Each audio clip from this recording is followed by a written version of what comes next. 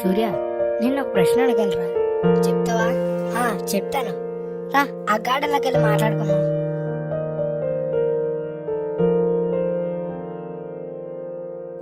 రే రాహుల్, ఇప్పుడు అడగరా, నీ ప్రశ్న ఏంటి? ఈ రోజు మనకి స్వతంత్రం వచ్చిన రోజు, కానీ ఎందుకు అలా దిగాలుగా ఉన్నావు?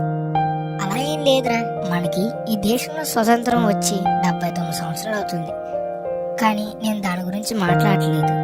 మన మనసులో పాపం, భయం, క్షమించకపోవడం, కోపం, క్రోధం వంటివి ఉండడం వలన మనకింకా నిజమైన స్వతంత్రం రాలేదు. ఆ స్వతంత్రం ఇవ్వడం కోసం ప్రభువైన యేసుక్రీస్తు వారు 2025 సంవత్సరాల క్రితం ఆ శిలువలో వేలాడి మన పాపాల కొరకు, మన దోషాల కొరకు బలి అయ్యారు.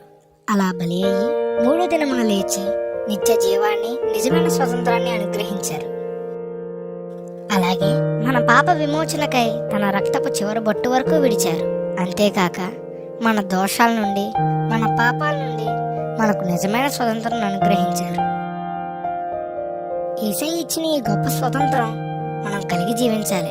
అలాగే మన దేశానికి స్వతంత్రం తెచ్చిన పౌరులను గౌరవించాలి. బైబిల్ గ్రంథంలో గలతీయులు 3:1 క్రీస్తు మనల్ని స్వతంత్రులుగా చేసినని రాయబడి ఉంది.